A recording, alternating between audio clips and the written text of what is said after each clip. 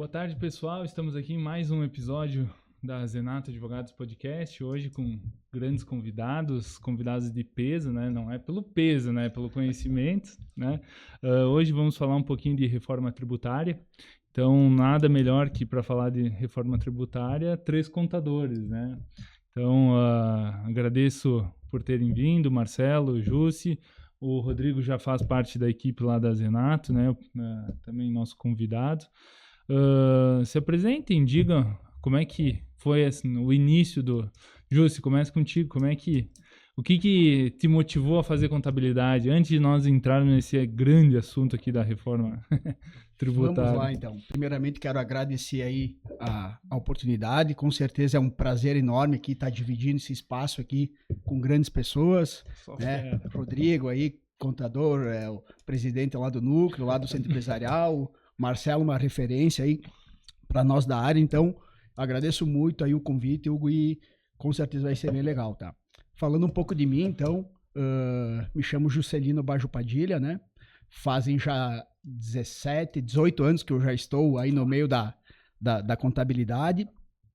Iniciei aí com 18 anos a faculdade e já iniciei trabalhando em escritório de contabilidade. Então, peguei alguns processos aí já também que... Várias mudanças. Várias mudanças no decorrer aí, né?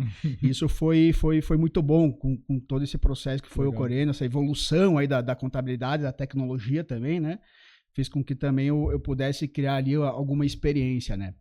Eu sou formado, então, em contabilidade, tenho MBA em controladoria, gestão financeira pela Getúlio Vargas e sou sócio da Deutsche Contabilidade já. Deutsche Contabilidade fez 6 anos, né? Em 2025 agora, e a reforma tributária com certeza ali agora também é um desafio muito grande aí pro nosso escritório e com certeza para todo mundo da nossa área. Ah, com certeza.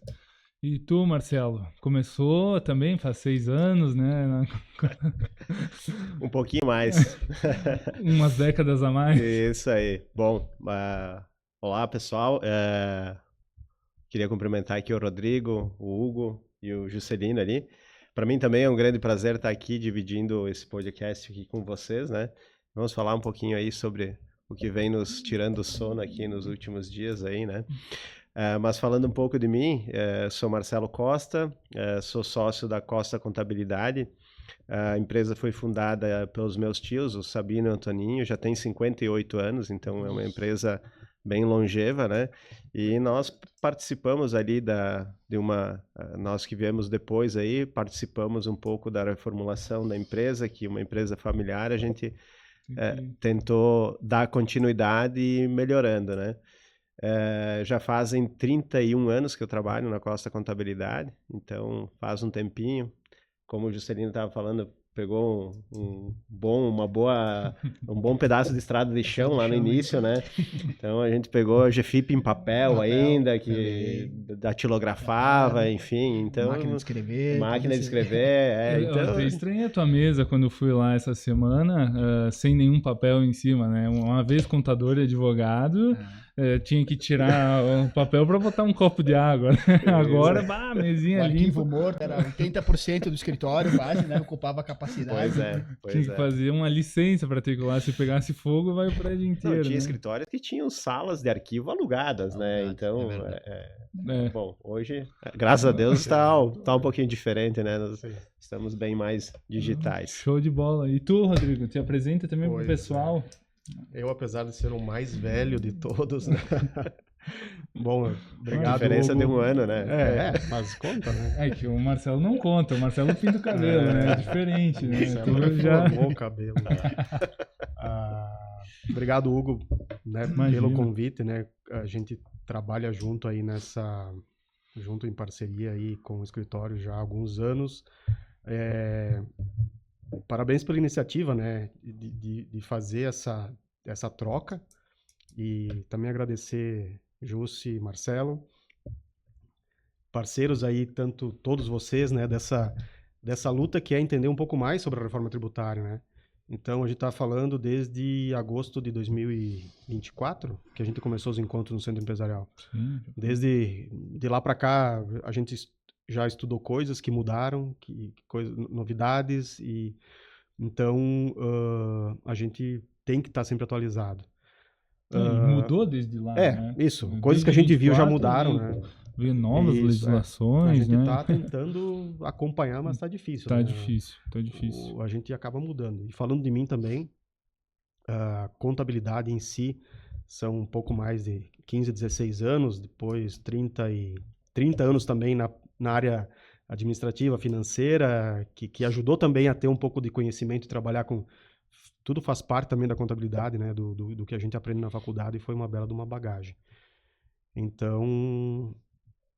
Não quis ficar na colônia, bom. né? Não. Não era a tua Mas praia, espero a tua praia era números. Espero que conte aqueles anos lá para minha aposentadoria, né? Começa desde os 12. Estamos em análise, né? Vamos ver. Sempre trabalhei.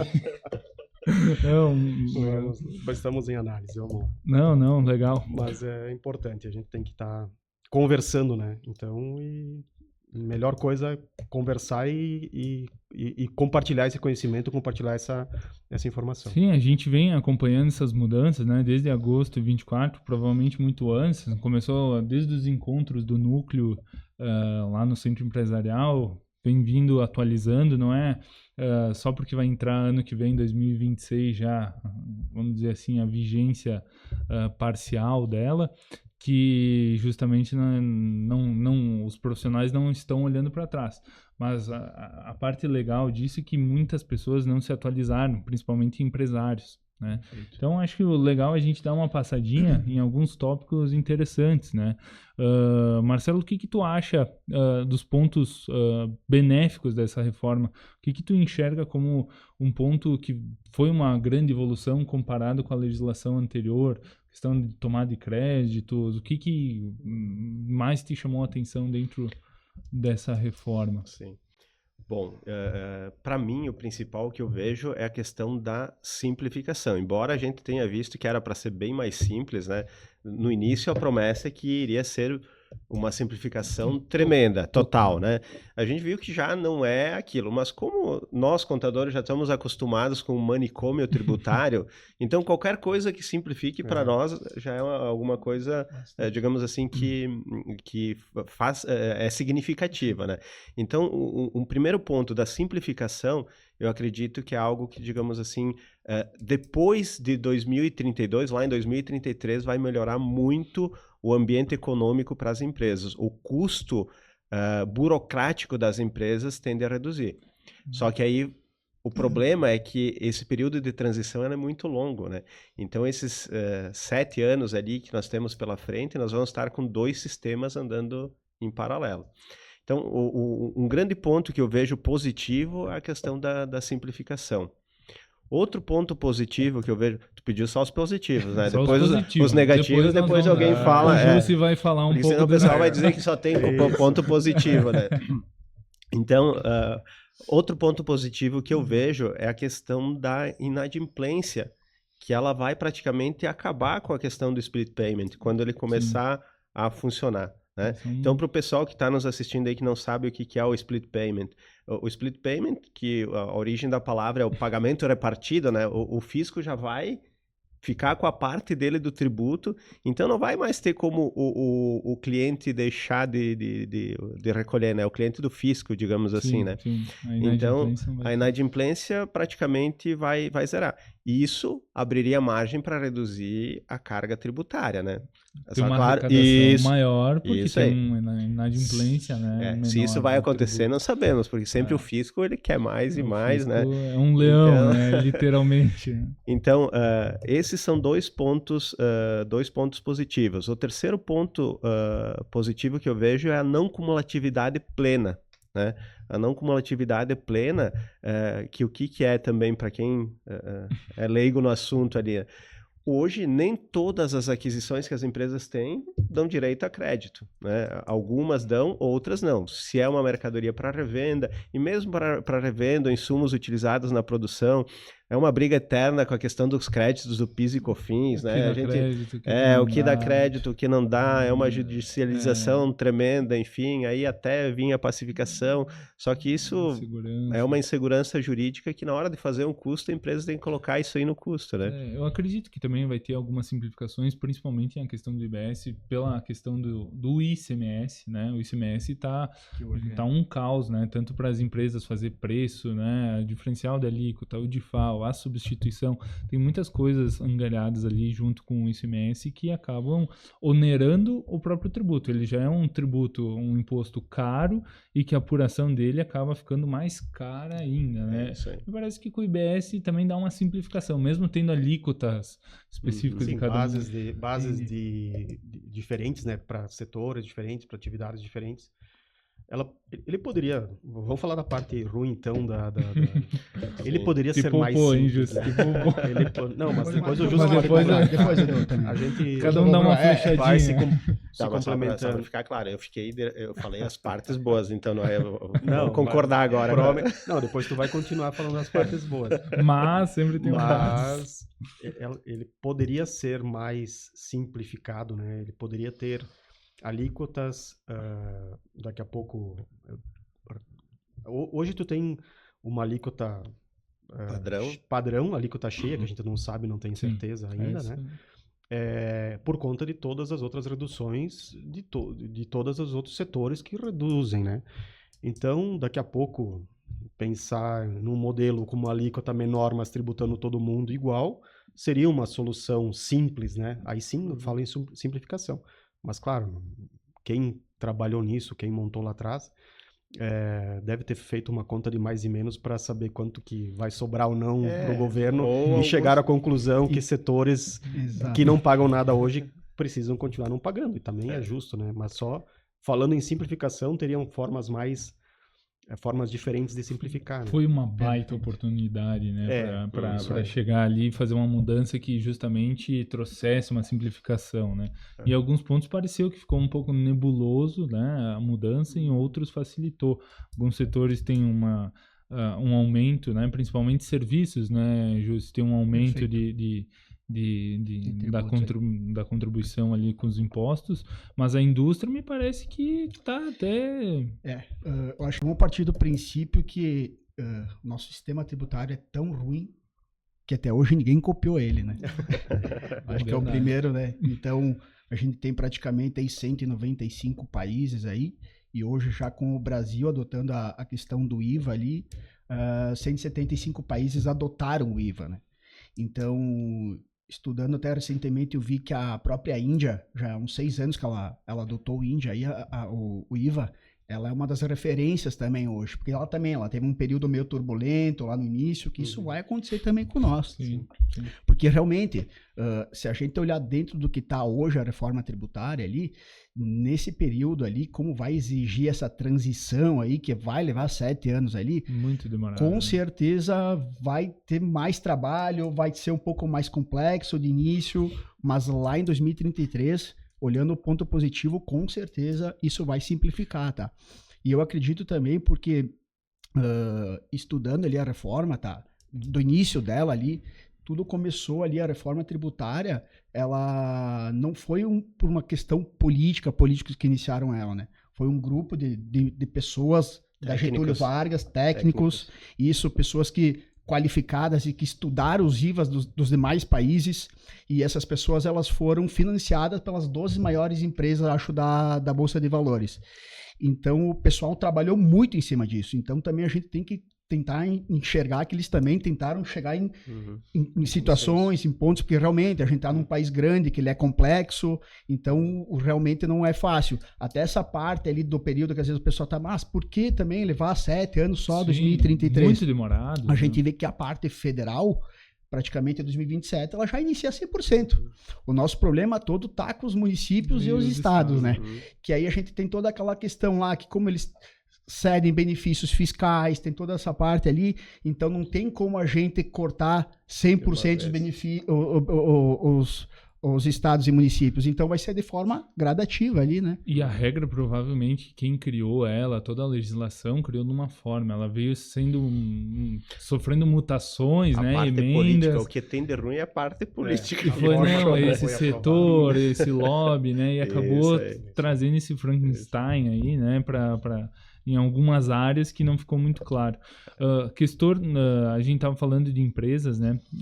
Acredito que todos aqui têm um pezinho bem grande no setor vinícola, né? Principalmente quem mora em Flores da Cunha, contabilidade ou advocacia, a gente acaba tendo esse pezinho dentro do setor vinícola. Né? O que tu acha, Rodrigo, que pode ser benéfico para as vinícolas, né? Principalmente na questão de o setor como um todo, né? Depois a gente vai entrar um pouquinho no agronegócio, que também está um pouquinho vinculado com o setor vinícola, que recebe muita matéria-prima. Mas o setor vinícola me parece que numa parte está muito bem protegida e depois no imposto seletivo ali tem uma grande discussão, né? Vamos de novo para a parte ruim da história, né? É isso que tu falou. A questão do imposto seletivo, ela, apesar de ter um percentual ali limitado no PLP ali, né? Mas é um acréscimo que vai impactar na questão vinícola. A análise de se vai ficar bom ou ruim é de caso a caso, vai depender muito da empresa estar vendendo para consumidor final, se está vendendo para um outro contribuinte. Não só no setor vinícola, como todos os setores, tem que ser feita uma análise geral, né? Me parece, olhando do que a gente Todos, já... né? Todos. Uma análise para identificar exatamente o que essa empresa está fazendo, para quem que ela está vendendo, qual que é o real objetivo da empresa, principalmente passando ali por, sei lá, as despesas, né, como o Marcelo comentou, a questão da cumulatividade plena, né, tudo que tu comprar, tu vai estar tomando crédito, tudo que tu vender, tu vai ter um débito de imposto, de IBS, CBS. Tem que entender a estrutura de custo de cada empresa para indicar, claro, as do lucro presumido, do lucro real, né, falando de empresas, estão automaticamente obrigadas, mas tem vinícolas e muitas vinícolas da região que estão no Simples Nacional, eles vão ter que identificar também se eles fazem a migração como sistema contribuinte, misto, né? Ou misto, e vai depender muito do negócio de cada um. Depende da operação, porque a vinícola, a gente fala vinícola, mas cada vinícola tem uma operação distinta. Um faz o engarrafado, outro compra o vinho a granel, não compra uva, outro vende para só empresas maiores, né? O vinho. Então, cada vinícola tem uma operação totalmente distinta, né? Pode ser que produza bastante e ainda mesmo assim não tem uma carga tributária comparado com aquele menor. Então, a operação eu acho que vai ditar bastante, né? Como o que vai ser benéfico. A tomada de crédito dos insumos, né? Se tu pega produto acabado, é uma situação, né? Tu pega in natura. Às vezes é isso que tu falou, Hugo. Às vezes só a questão de... Tem vinícolas que compram a maior parte do vinho a granel para engarrafar. Essa é uma situação. Aquele que compra uva é outra situação, porque vai ter o crédito presumido e o outro ele vai ter o crédito cheio. Agora, qual que é vantajoso ou qual que não é como hoje acontece com o PIS e COFINS, né? As vinícolas para o lucro real, a gente tem que fazer a conta. Aí o pessoal diz, mas não seria vantajoso tá no lucro real? Aí tu vai ver o crédito do PIS e COFINS. Ela tem uma margem de lucro inferior a 8%, que em tese tu diria assim, não, é vantagem estar no lucro real.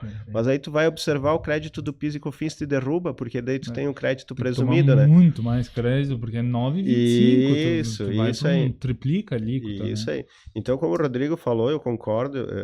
Claro que a tendência geral, né, é que as indústrias tenham uma redução de carga. Claro que nós temos a vinícola que tem a questão do imposto seletivo, que aí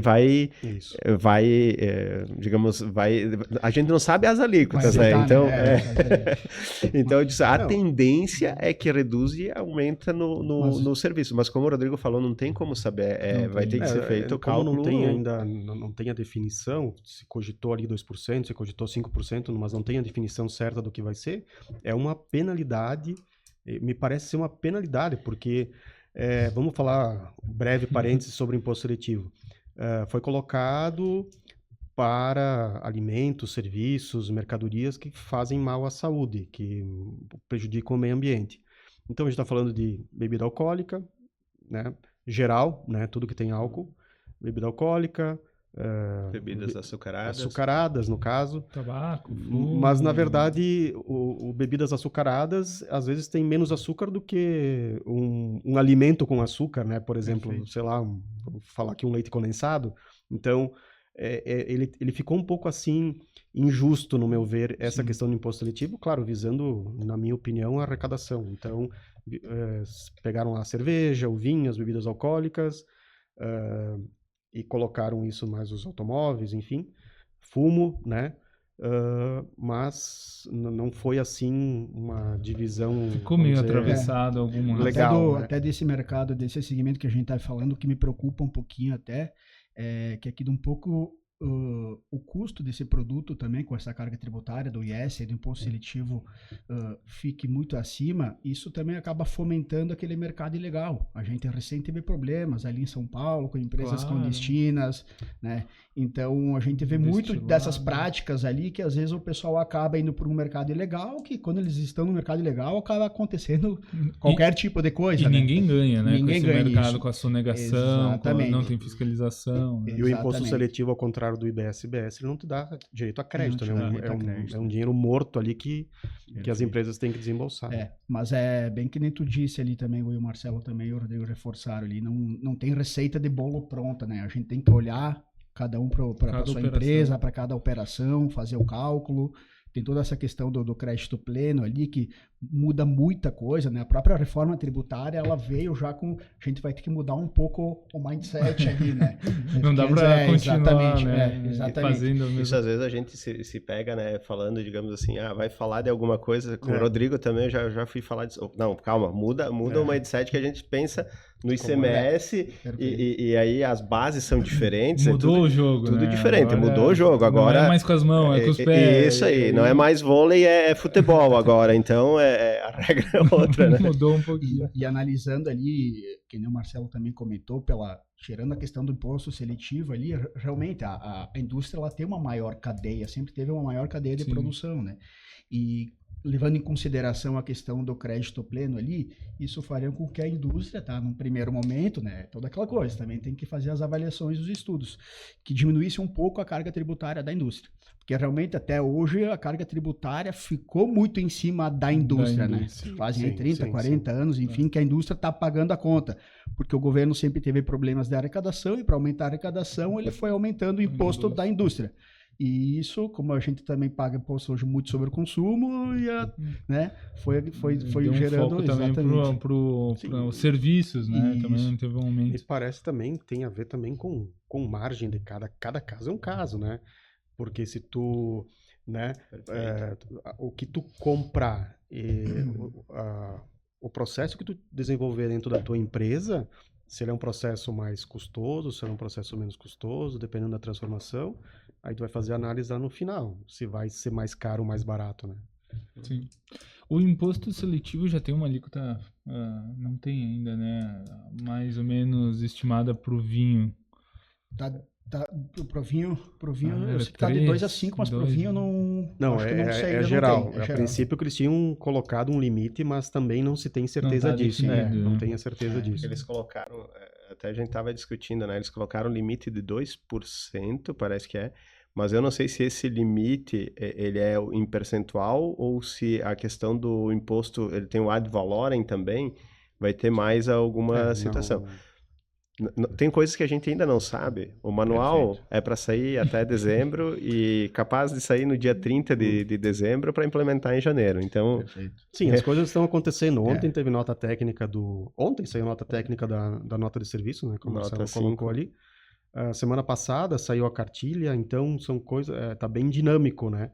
E vai ser até o final do ano dessa forma.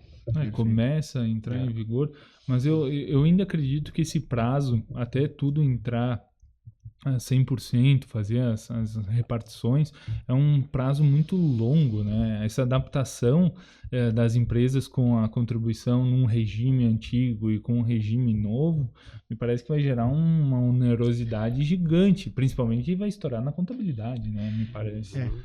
Apurar em duas, né? Exatamente. 2 regimes ao mesmo tempo. Eu, sinceramente, assim, o que me preocupa muito hoje é que o empresário está achando que a reforma tributária é coisa de contador. Isso me preocupa Esse é muito, o problema. tá?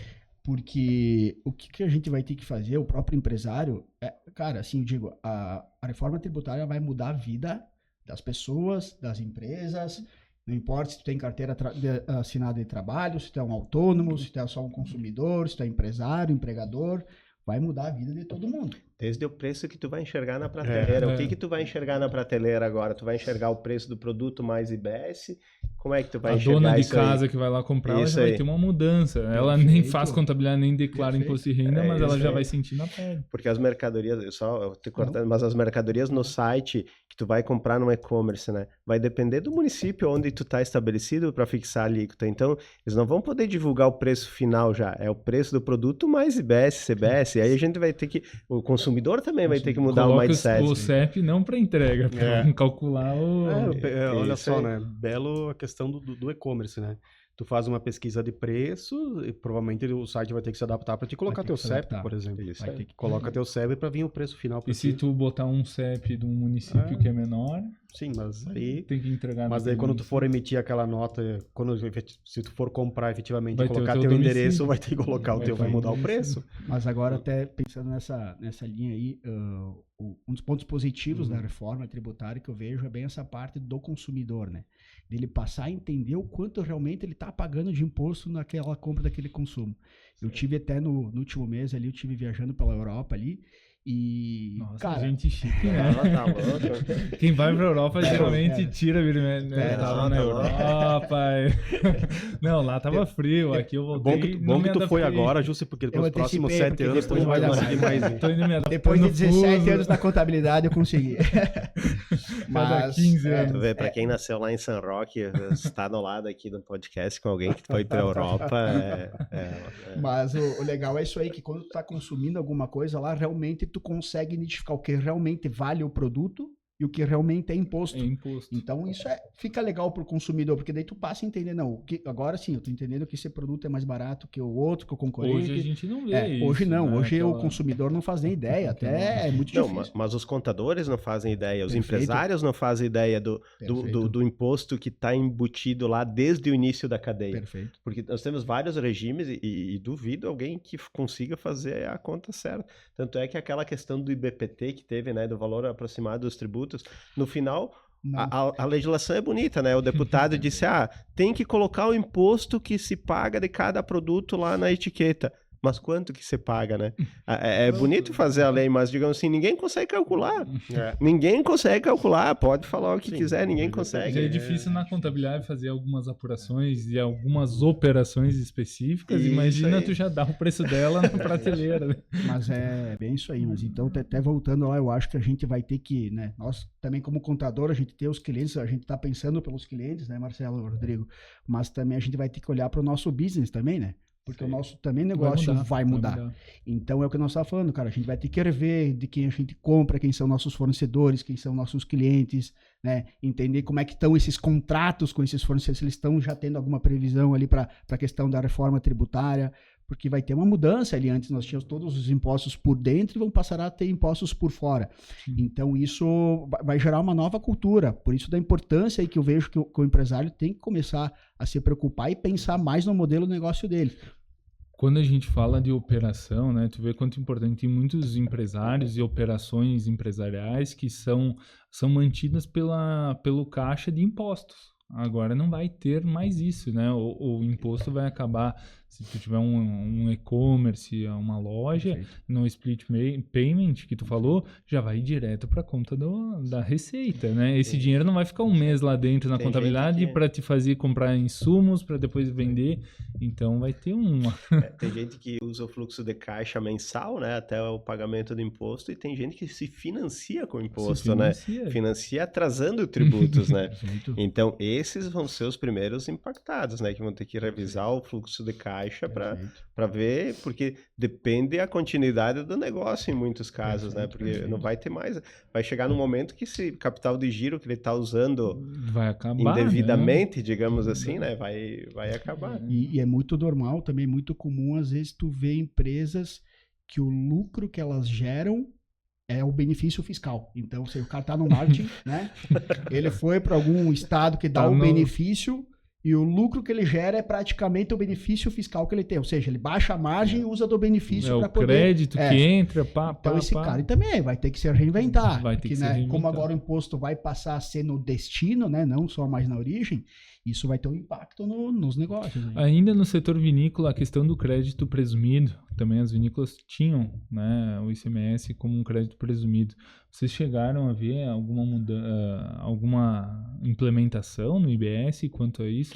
Vai acabar cair todos esses benefícios fora, né? Em tese, eu não sei se vocês concordam ou não, mas o que eu vejo é só que ele vai ser reduzido gradativamente conforme gradualmente for caindo a alíquota do ICMS e subindo a do IBS, ele vai ser extinto. Né? Então, olha aí, é um benefício que cai fora. E tu sabe que até a gente esteve ali no Palácio Piratini conversando com o pessoal, fui até com o teu pai ali, nós fomos reivindicar aí a duplicação da rodovia entre Flores e Caxias, e nós conversamos com o secretário e ele pontuou que eles já estão pensando uma forma de buscar através de algum mecanismo de manter algum tipo de atrativo para as empresas, mas esses créditos que existem hoje, eles vai acabar os estados querer colocar esses benefícios para trazer, né? Na verdade, assim, né? Falando dessa questão de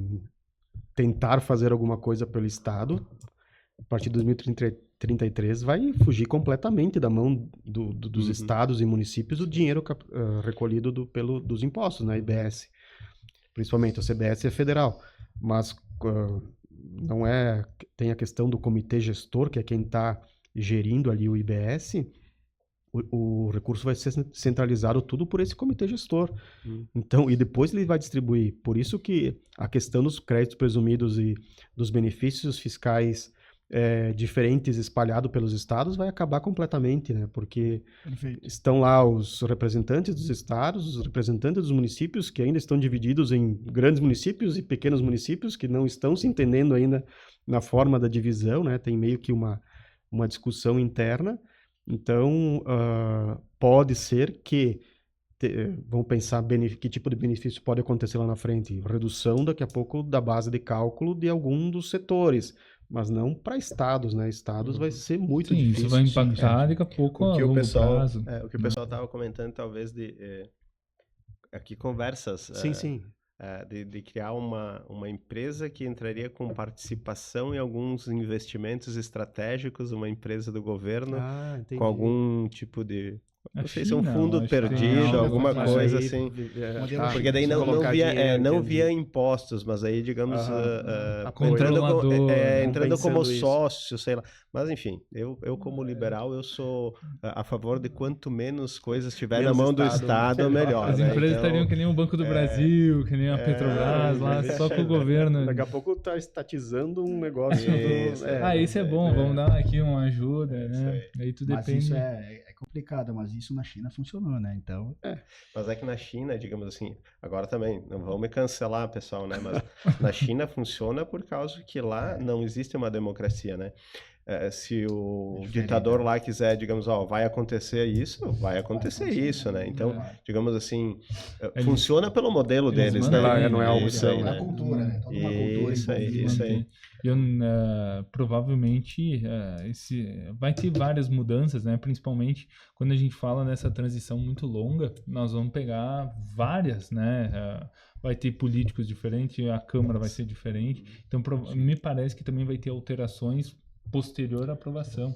Então, provavelmente vão ter adequações, porque principalmente nesse primeiro ano que vai ter testes de tudo que são coisas, né? Nós estávamos falando da nota fiscal de locação de bens móveis e imóveis que saiu dia 19 agora, né? Anteontem. E a gente vai ter que ir testando. Alguns fazendo nota, né? Delocação. Pô, aí, indevidamente, né? Pra frente, né? Eles já estavam... O pessoal já estava adiantado, né? Criticava, os caras já estavam na frente. Isso aí. Mas eu digo assim, foi lançado faz 3 dias. Aí até saiu o manual, até regulamentar, enfim. Vamos implementar com o sistema rodando. E o fisco, que era para ter a noção com 1% lá para saber quanto ia arrecadar, ele vai ter a noção em metade do ano, se for implementando, né? Porque... eu, assim, né, pensando nessa questão da implementação, e claro que, assim, o fisco, eu acho que para ele seria muito ruim chegar agora e falar assim, cara, não vai ser mais 2026. Esquece. Deu. Que a gente tá com tanta tarefa ali que às vezes se dizer que não é mais 2026, acaba pegando outras demandas, né? Mas de 100% que tinha, nós já estamos no 50% jogado para frente praticamente. Então, né? eu acredito, pelo menos uma opinião minha, assim, que é realmente até dentro do que está previsto para 2026 aí, possa eles até postergar também, tá? Eu acho que não vai... Mas é importante a empresa já começar a entender... Tem que ter a parametrização. Toda a parametrização. A gente falou dos créditos, né? Procurar o sistema. A gente fala do crédito presumido. Tem empresas que a margem dela tá ali. Se não tomar crédito, ela fica inadimplente de ICMS, não conseguir tomar esse crédito, a operação dela para. Então... tem algumas que estão ali na corda bamba, né? Pode ser que entre em vigor hoje uma reforma tributária e inviabilize totalmente a operação. Tem que se reinventar, tem que montar em outro estado, alguma coisa vai ter que ser feita. Por né? isso a importância, né, de já parametrizar todos os sistemas, começar a fazer o levantamento de cenários, na verdade, né? Nem de custo, porque hoje a gente vai... Hoje nós estamos fazendo a simulação com a alíquota de 28, né? Que o pessoal diz 26, 28, então eu vou jogar na maior, né?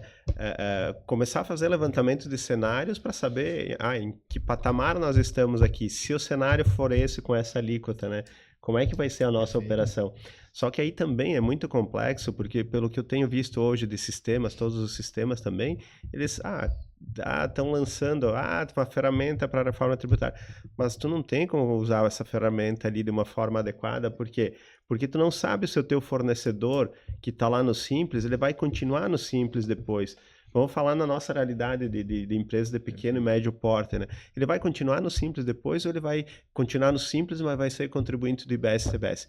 Na minha opinião, quem está ali no meio de cadeia, eu não sei se vocês concordam ou não, quem está no meio de cadeia vai deixar de ser Simples, única e puramente. Se tu estiver vendendo para o consumidor só final... Só para CNPJ, obviamente tu vai transmitir esse crédito, isso tu vai ser obrigado. Porque muitas vezes tu perde o crédito na entrada e tu tem que pagar o Simples, e o Simples às vezes é maior do que o imposto que tu pagaria e repassando o crédito, né? Então... Mas até pelo que a gente tem visto, assim, quando o pessoal montou ali todo o estudo da reforma, aí a ideia deles era não ter o Simples Nacional, né? Era ter realmente um IVA único, né?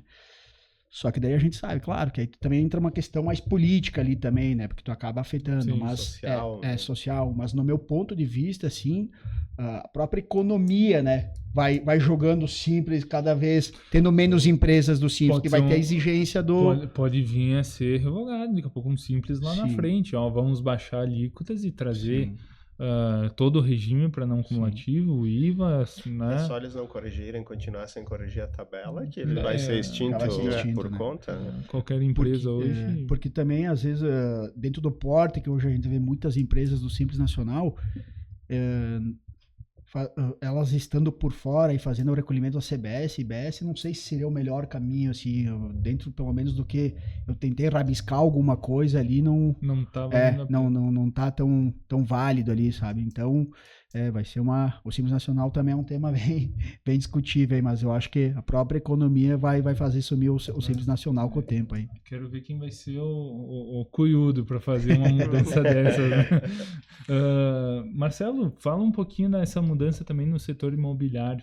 O setor imobiliário também vai ter um grande impacto, tanto em locações, né? Estava falando na questão da emissão da nota fiscal, né? Tem alguns benefícios para aluguel até, agora eu não vou lembrar de cabeça até quanto, né?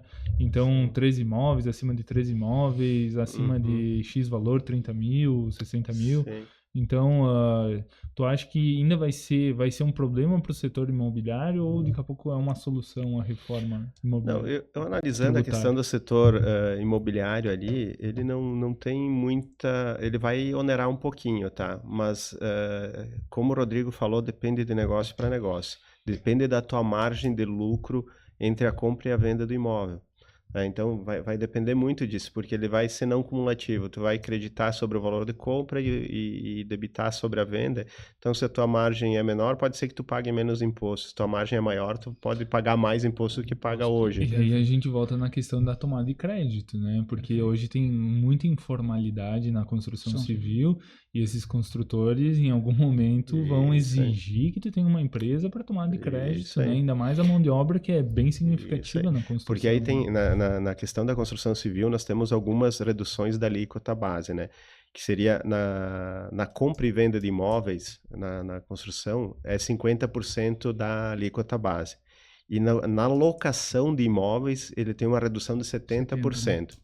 Então, essa redução de 70% vai fazer com que, no caso dos aluguéis ali, no início... No primeiro ano de reforma ali, ele vai ter até uma tributação inferior ao que é hoje. Vamos pegar um lucro presumido, que ele não tem adicional, ele está em 11,33%. Sim. Se tu pegar com a simulação do 28%, 28,5%, ele vai reduzir no início, porque vai sair o PIS e COFINS e entra o CBS, mas aí depois vai entrando o IBS aos poucos, e como o aluguel não tem ICMS, mas ele vai ter IBS, com a entrada gradativa do IBS, lá em 2033 ele vai estar em 16, alguma coisa, mais ou menos o tributo sobre o aluguel. Então ele vai sair de 11,33 para 16, mas no começo aqui ele cai para um pouquinho menos de 11,33. Eu não lembro agora os percentuais, enfim. Mas a parte de locação, então, vai subir um pouco. Aí tu vai dizer, tá, mas então, talvez a vantagem, em vez de ter empresa na pessoa física, aí que tá, uma coisa que nós não falamos até agora. Com a reforma tributária, muitas pessoas físicas vão passar a ser contribuintes do IBS e CBS. Profissionais liberais, isso é uma coisa que a gente até não tinha comentado, né? Mas isso também é bem importante. Médicos, dentistas, profissionais liberais. Hoje...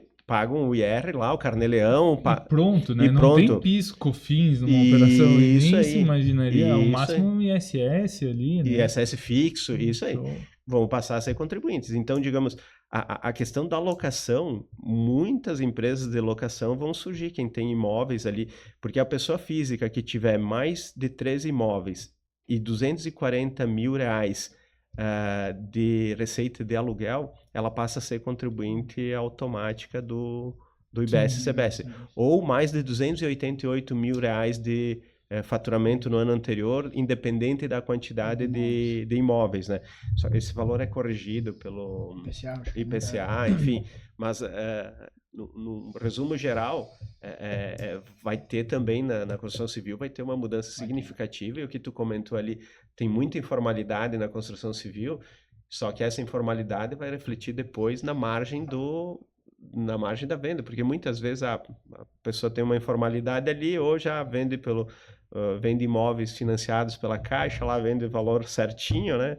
E aí fica com lucro que ele não existe. Sim, sem falar na tributação dos lucros, que a gente não é nem da reforma do consumo, né? Mas aí, Marcelo, eu tenho 6 imóveis e a Receita não sabe que eu tenho 6 imóveis.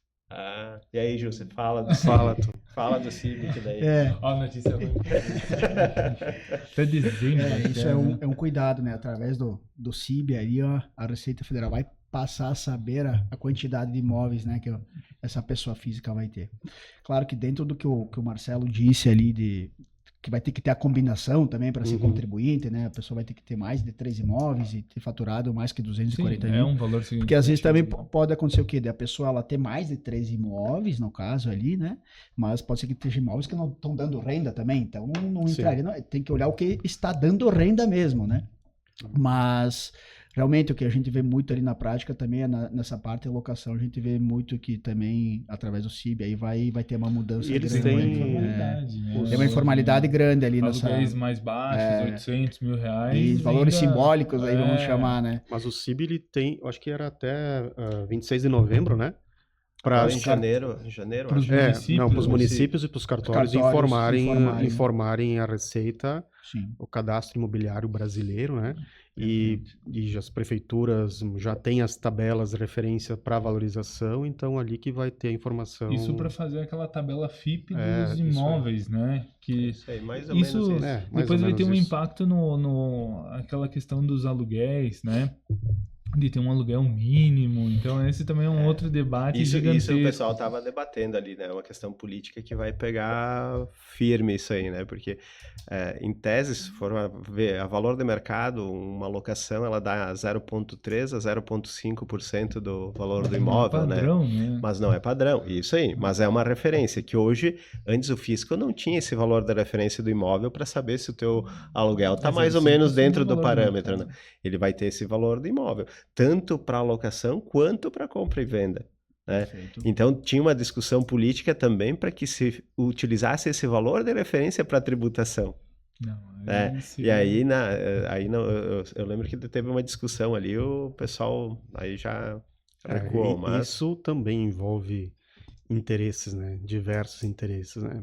Porque é um assunto que é geral, principalmente para quem está mais, assim, tem negócios baseados nessa valorização, né? Então é uma coisa... Sim, e me parece que afeta sempre os menores, né? Porque quem tem uma informalidade no aluguel é justamente aquele que tem um sobradinho que aluga, né? E recebe em dinheiro vivo, vai começar a ter que declarar e volta naquela situação que a reforma não vai afetar só o contador ou só grandes empresas, vai afetar o menor, porque quando ele chegar lá e tiver a continha do IR calculada sobre o imóvel, né, ou daqui a pouco até outros, né, tendo mais, vai acabar impactando, né. Mas vale também, né, se for olhar o lado da pessoa física, ela vai ter que fazer um estudo também, porque às vezes ela tem uns 5, 6 imóveis, ela vai ter que analisar para quem que eu alugo esse imóvel, como é que vai ficar a minha margem no aluguel, que um pouco o valor que eu cobro, só vou repassar os impostos para cima, por fora, vai aumentar minha margem, o cara que vai tomar vai querer o crédito. Então, não adianta, é que nós estamos falando, não tem receita de bolo. A gente vai precisar estudar caso a caso também a pessoa física, porque às vezes vai valer a pena essa pessoa física ser contribuinte. Ser contribuinte do CVS e da IBS. Se ela aloca para uma pessoa jurídica contribuinte... Perfeito, então, perfeito. Agora, até nessa questão do aluguel que a gente está comentando aí, uma coisa que eu tenho muito medo, assim, eu tenho medo que a gente vai ter também uma reforma inflacionária aí, né, cara? Eu não sei o que vocês pensam, mas olhando do ponto de vista do que a gente vê da reforma tributária ali, né? Tem uma tendência, né? Em todos, né? Serviços, tudo. Perfeito. Porque o pessoal vai começar a enxergar a alíquota e vai jogar em cima, né? Vai esquecer do crédito, né? Depois capaz de com o tempo, estabilizar um pouco, porque a pessoa vai vendo a quantidade de créditos que é possível tomar e aí depois estabiliza. Mas no primeiro momento, e principalmente no setor de serviços, né? Que não tem quase créditos, né? Então vai repassar... E até, se tu for pensar desse período, pensando na questão inflacionária mesmo, né? Nesse período de transição que a gente vai ter de 7 anos, até ajuda um pouco. Porque se fosse tudo ao mesmo tempo, tudo em 2027 já começar a IBS 100%, CBS já 100%, praticamente a gente já teria um golpe inflacionário direto junto. Não sei como é que a gente lidaria com essa situação. Então, cara, é delicado. Quando tem um aumento de combustível, por exemplo, preço do combustível, preço da energia elétrica, coisas que afetam de forma geral, a inflação vem na veia, muito rápido, né? E a reforma pode ser que tenha esse impacto, né? Esse impacto que tu colocaste aí. Rodrigo, tua área, tu quis, a gente conversou aqui de fazer a pauta, né? O José tá rindo, porque, eu mandei a pauta, vai ter esses assuntos, eu mandei, não, o Rodrigo quis incluir o agro também, não, ele quer saber lá do negócio dele, dos moranguinhos. O Rodrigo tá preocupado com os moranguinhos lá dele, cara. Não tenho participação, nem no consumo. Agora vamos ter uma aula, eu acredito que ele esteja por dentro de tudo, vamos ter uma aula. Ali ele ganha, né? Ele não tem participação, mas ele é herdeiro, né? Aí que tá. E daqui a pouco pode ser, com a reforma, ele vem a ter, por ter um benefício, né? Já entrar no mercado escorado, né? Ou larga a contabilidade e vai plantar morango, né? Também, né? As duas coisas não dá, né? Ou tu conta morango, ou tu conta números, né?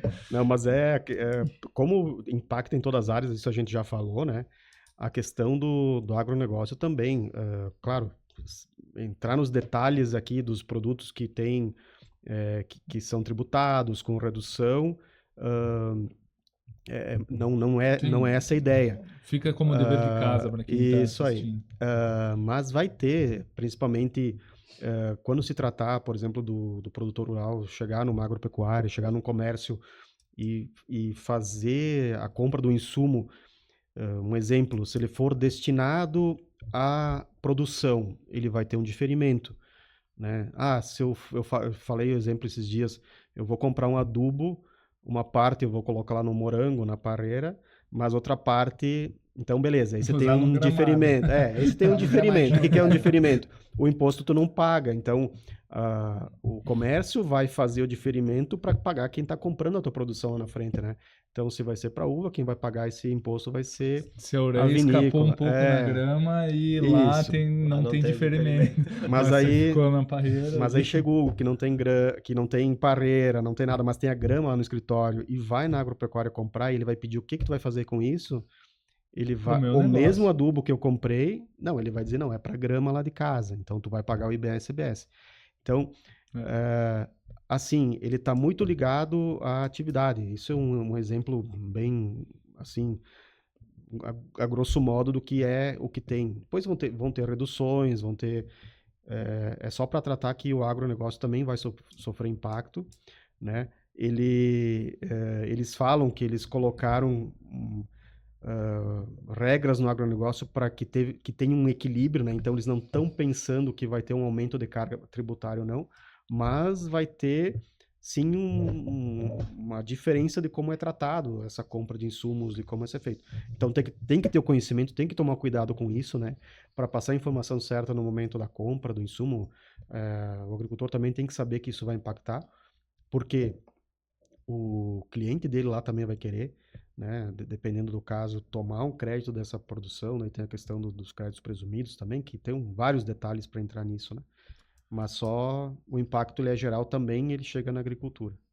Tem toda a questão, que nem o Marcelo tocou antes, né, de equiparar o produtor a uma empresa, né, podendo ser contribuinte ICBS, mas me parece que pela nossa região ali, a operação, não tem tanto uma demanda, até porque dá para núcleos familiares, não é uma pessoa só produzindo, então o faturamento acaba sendo diluído, né? Então a produção também fica muito grande, sem falar né? Sem falar no limite, né? Que daí o Marcelo pode falar acho também. Acho que é 3 milhões e 600. 3 milhões e 600. Que aí então, joga para uva, por exemplo, já é muita uva, né? Para um produtor sim.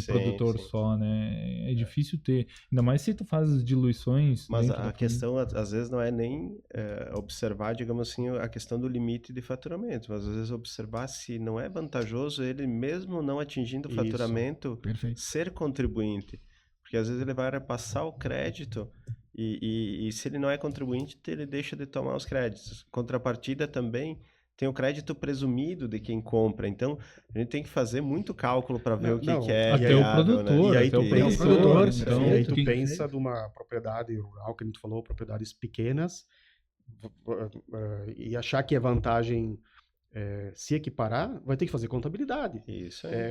Aí sim vai ter que contratar. Não é mais acabou a safra, agora vamos pegar o tirar talão, nota, né? E vamos começar a fazer quanto que quer o valor da uva, né? E até porque a nota vai ter que ser emitida, né?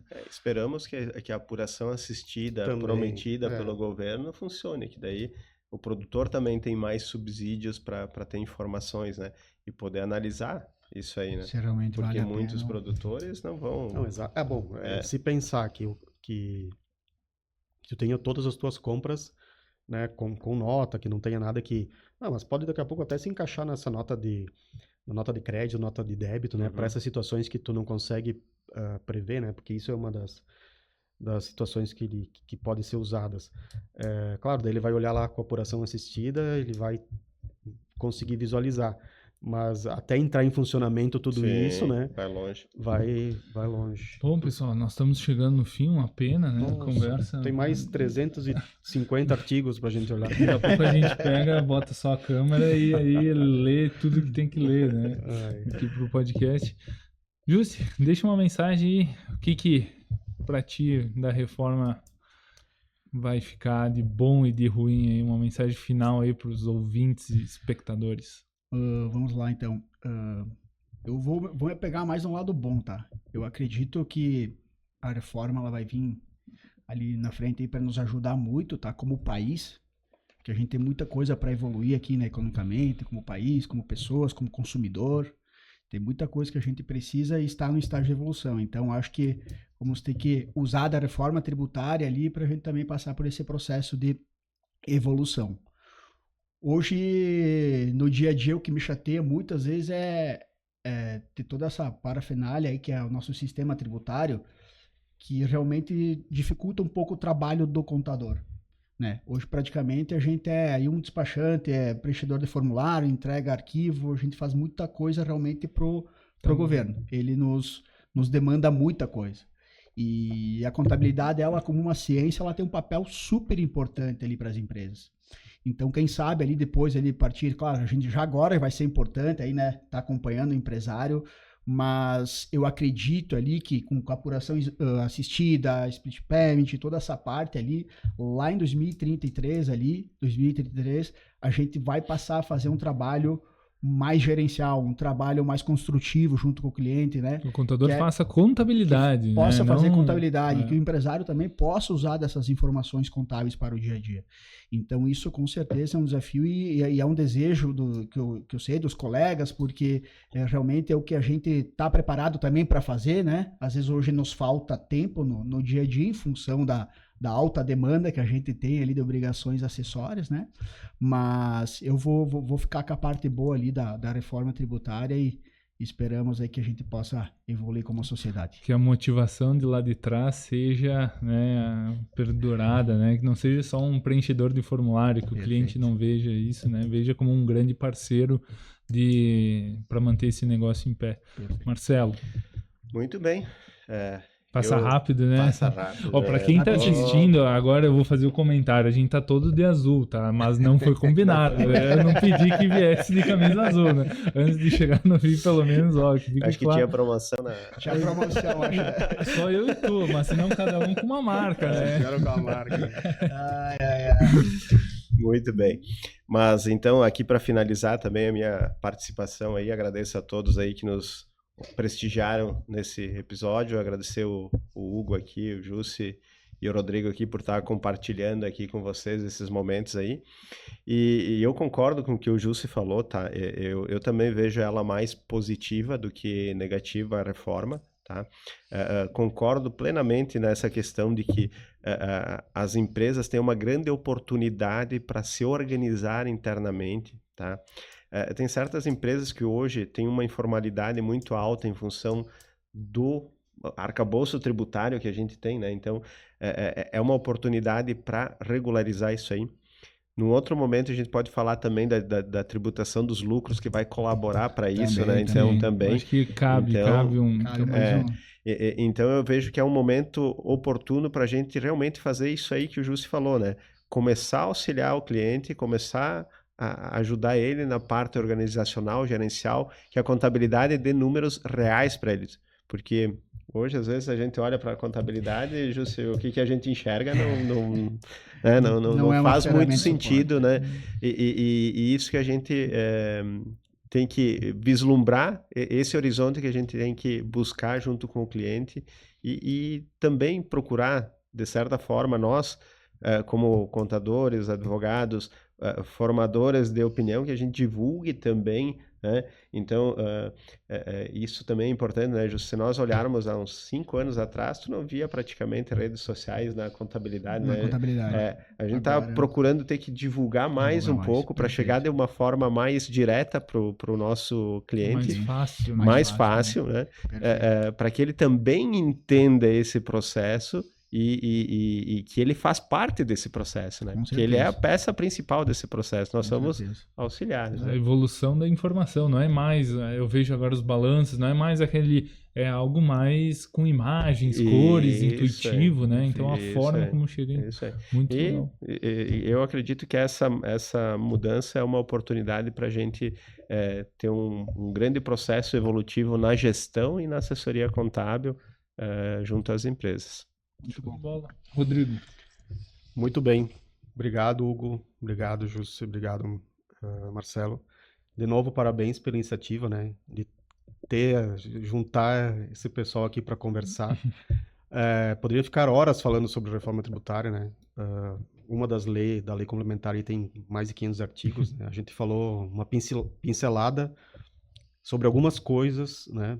Teriam outras coisas tão importantes quanto também que ficam para um outro momento, ou ficam para o episódio 1, reforma tributária, né? Daqui a pouco tem um episódio 2, reforma tributária, a gente pode fazer o ano que vem, daqui a pouco com ela em andamento e trazendo as dificuldades, não? Mas é o que foi falado até agora. A reforma está aí, né? Pode ter alguns ajustes no meio do caminho, mas vai acontecer.